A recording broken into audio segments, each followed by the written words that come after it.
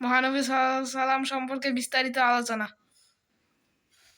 আমি মহানবী সাল্লাল্লাহু আলাইহি সাল্লামকে সে জানতে চাইল মহানবী সাল্লাল্লাহু আলাইহি সাল্লাম সম্পর্কে বিস্তারিত আলোচনা। মহানবী সাল্লাল্লাহু আলাইহি সাল্লাম হচ্ছে সমগ্র মানব জাতির নবী, শুধু মুসলিমদের না, সমগ্র মানব জাতির নবী। আর উনি জন্ম হয় 570 খ্রিস্টাব্দে রবিউল আওয়াল মাসে 12 তারিখ সোমবার। তার পিতার নাম আব্দুল্লাহ এবং তার মাতার নাম আমেনা, এবং তার দাদার নাম আব্দুল মুত্তালিব এবং তার চাচার নাম আবু জাহেল। আর এর মধ্যে আবু জাহেল অর্থ কি একটু পরে আসলটায় যাচ্ছে। আবু জাহেল অর্থ কি? আবু উম্মে এই দুইটার মধ্যে পার্থক্য কি? আবু মানে হচ্ছে বাবা, আর উম্মে মানে মা বা মূল। এখন আবু জাহেল মানে হচ্ছে মূর্খ, আর আবু মানে হচ্ছে মানে মূর্খের বাবা, আবু জাহেল।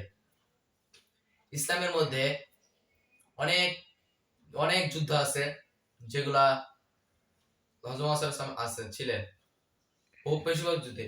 আর তার জীবন, সে জন্ম হওয়ার সময় ওই সময় যুগটা ছিল হচ্ছে আইএমএ জাহেলিয়া বা মূর্খতার যুগ।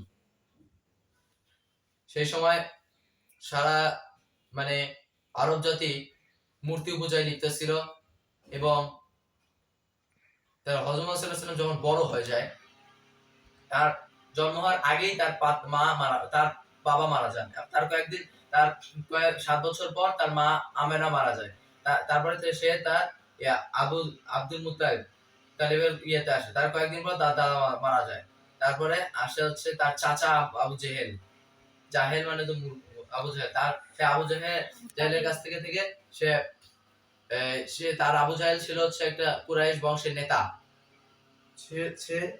সেই আবু জাহেল একদম অমুসলিম, এবং কি হযরত মুহাম্মদ সাল্লাল্লাহু আলাইহি ওয়াসাল্লাম আবু জাহেল মরণের সময় কি বলে গেছে যে যখন আমি শুধুমাত্র আমি যে নেতা, আমার যে ইয়েদের কারণে আমি যে মুসলিম ধর্ম গ্রহণ করি না, এটা আমার লজ্জা লাগে, এই কারণে আমি মুসলিম ধর্ম গ্রহণ করব না, সে আবু জাহেল বলছিল। ইসলামের মধ্যে আবু জাহেল হচ্ছে হযরত মুহাম্মদ সাল্লাল্লাহু আলাইহি ওয়াসাল্লামকে অনেক কষ্ট এবং করছিল শুধুমাত্র আবু জাহেল। এবং আর হোয়াট ইজ দিস এবং আর হচ্ছে আবু জাহেল মানুষের মধ্যে একটা জিনিস শিক্ষা দিয়ে গেছে যে তার নাম কিন্তু আবু জাহেল ছিল না। কেউ কি নিজের নাম রাখবে যে মূর্খের বাপ?